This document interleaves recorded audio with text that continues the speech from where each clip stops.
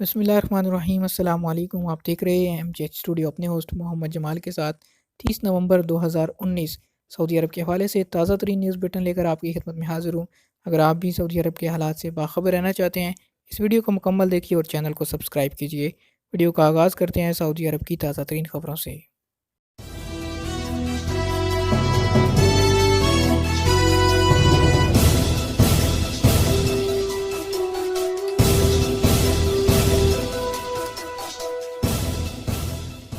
مکہ سمیت کئی علاقوں میں گرج چمک کے ساتھ بارش۔ سعودی عرب کے متعدد علاقوں جازان، عسیر، باہا، مکہ مکرمہ اور طائف میں گرد و غبار کے طوفان کے بعد گرج چمک کے ساتھ بارش ہوئی۔ مدینہ منورہ کے بالائی علاقوں، قصیم، مشرقی ریجن اور حدود شمالیہ کے جنوبی علاقوں میں محکمہ موسمیات نے بارش کی پہلے ہی پیشگوئی کر دی تھی۔ سعودی پریس ایجنسی کے مطابق جازان میں طوفانی بارش سے راستے بند ہو گئے، بعض مقامات سیلاب کی زد میں آ گئے۔ ایسے مقامات پر جانے سے روکنے کے لیے سیکیورٹی اہلکار موجود تھے۔ سڑکیں اور نشیبی علاقے زیر آب آنے سے مقامی شہریوں کو مشکلات کا سامنا کرنا پڑا۔ جازان میں جمعہ کی صبح سے ساحلی علاقہ ابر آلود تھا۔ قدرتی مناظر کے شائقین موسم سے لطف اٹھانے ساحل سمندر اور علاقے کے پارکوں میں پہنچے۔ طائف میں بارش سے جگہ جگہ نشیبی علاقے پرخطر بن گئے۔ شہری دفاع کے اہلکاروں نے مقامی شہریوں اور مقیم غیر ملکیوں کو برساتی نالوں اور وادیوں سے دور رہنے کی ہدایت دیتے ہوئے اہلکار تعینات کر دیے۔ باہا میں حزنہ الباہا پہاڑی راستہ احتیاطاً بند کر دیا گیا۔ بارش کے باعث یہاں چٹانیں گرنے کے واقعات پیش آئے۔ محکمہ موسمیات نے ہفتے کو بھی عسیر، باہا، مکہ مکرمہ اور جازان میں گرج چمک کے ساتھ بارش کی پیشگوئی کی ہے۔ مکہ میں غیر ملکی قیدیوں کے لیے ویڈیو کالنگ کی سہولت۔ مکہ ریجن کی جیل الشمیسی میں غیر ملکی قیدیوں کے مقدمات کی سماعت کے لیے ویڈیو کالنگ کی سہولت فراہم کر دی گئی۔ اس ضمن میں وزارت عدل کی جانب سے کہا گیا تھا کہ قیدیوں کے مقدمات کی فوری سماعت کے لیے خصوصی انتظامات کیے جائیں۔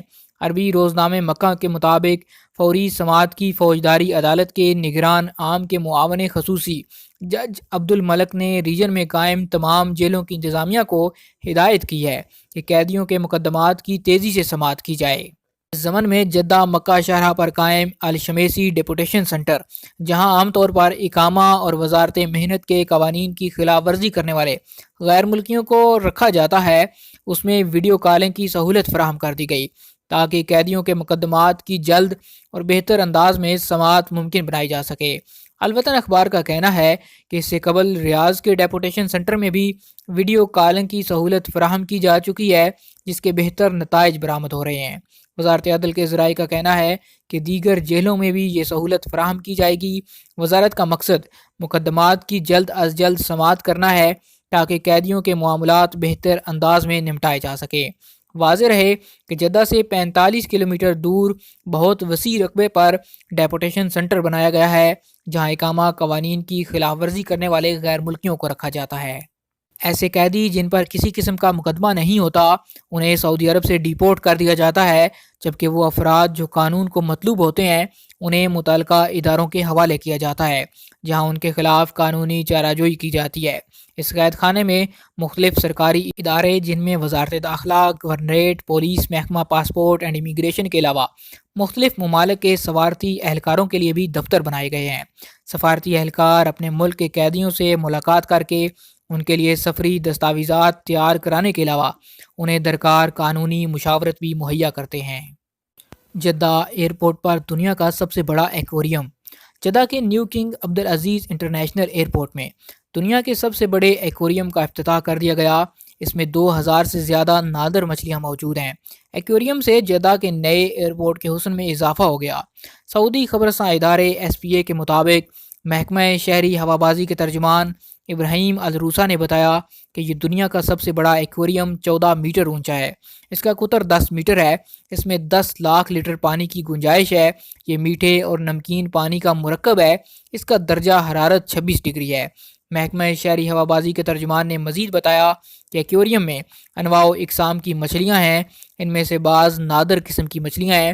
ان کی تعداد 2000 سے زیادہ ہے۔ ان کی خوراک کا خودکار نظام ہے۔ انہیں تازہ سمندری خوراک فراہم کی جاتی ہے۔ یاد رہے کہ جدہ کا نیا کنگ عبدالعزیز انٹرنیشنل ایئرپورٹ مشرق وسطی کے بڑے ہوائی اڈوں میں سے ایک ہے۔ اس کا مجموعی رقبہ 8,10,000 مربع میٹر ہے۔ پہلا مرحلہ مکمل ہونے پر اس سے سنہ 30 ملین لوگ سفر کر سکتے ہیں۔ منی لانڈرنگ میں ملوث اداروں پر کتنا جرمانہ ہوگا؟ سعودی پبلک پراسیکیوشن کے مطابق اگر کوئی ادارہ منی لانڈرنگ میں ملوث پایا جائے گا تو اس پر 50 ملین ریال کا جرمانہ ہوگا۔ ادارہ ہونے کی وجہ سے اسے سمگلنگ کے جرم سے چھوٹ نہیں ملے گی۔ اخبار 24 کے مطابق انسداد منی لانڈرنگ قانون کی دفعہ 31 میں یہ بات طے کر دی گئی ہے کہ اگر کسی ادارے نے منی لانڈرنگ میں کسی بھی شکل میں حصہ لیا تو اس پر 50 ملین ریال تک کا جرمانہ ہوگا۔ جرمانے کی کم از کم رقم منی لانڈرنگ کی رقم سے کم از کم دگنی وصول کی جائے گی۔ متعلقہ ادارے کے ذمہ دار کو بھی مقررہ سزا دی جائے گی اور ادارے پر جرمانے سے اس کی سزا متاثر نہیں ہوگی۔ پبلک پراسیکیوشن نے مزید کہا کہ منی لانڈرنگ میں ملوث ادارے کو دائمی اور عارضی دونوں طرح کی سزائیں دی جا سکتی ہیں۔ اس کی شکل یہ ہوگی کہ ادارے کا لائسنس عارضی یا ہمیشہ کے لیے ختم کر دیا جائے گا، یا منی لانڈرنگ کے جرم میں ملوث ادارے کو مستقل یا عارضی طور پر بند کر دیا جائے گا اور ہمیشہ کے لیے ادارے کی سرگرمیوں پر پابندی لگا دی جائے گی۔ پبلک پراسیکیوشن اس سے پہلے بھی وارننگ جاری کر چکی ہے کہ کوئی بھی شخص یا کوئی بھی ادارہ منی لانڈرنگ کے شعبے میں ڈالنے والی سرگرمی سے بھی دور رہے، اپنے اکاؤنٹ میں کسی بھی مشکوک شخص کی رقم جمع نہ کرائے، کسی کو بھی اپنے اکاؤنٹ سے رقم کی ترسیل کا موقع نہ دے۔ متعلقہ رقم کی بابت منی لانڈرنگ کا ثبوت ملتے ہی کھاتہ دار کا احتساب منی لانڈرنگ کے جرم کا ارتکاب کرنے والے شخص کے طور پر ہوگا۔ آن لائن خریداری پر کسٹم ادا کرنا ہوگا۔ سعودی عرب میں اب بیرون ملک سے آن لائن خریداری پر کسٹم ڈیوٹی ادا کرنی ہوگی۔ محکمہ کسٹم نے خبردار کیا کہ وہ افراد جو مختلف ویب سائٹس کے ذریعے بیرون ملک سے مختلف اشیاء خریدتے ہیں، قانون کے مطابق اب انہیں خریداری پر کسٹم ڈیوٹی ادا کرنی ہوگی۔ عربی روزنامہ الوطن نے سعودی محکمہ کسٹم کے ذرائع کے حوالے سے خبر دی کہ وائٹ فرائیڈے کے عنوان سے مختلف تجارتی ویب سائٹس پر رعایتی سیل کا اعلان کیا جاتا ہے۔ آن لائن خریداری پر مصنوعات کی قیمت اور شپنگ چارجز ملا کر اگر خریدی جانے والی اشیاء کی مجموعی قیمت 1,000 ریال یا اس سے زیادہ ہوگی تو اس پر کسٹم ڈیوٹی عائد کی جائے گی۔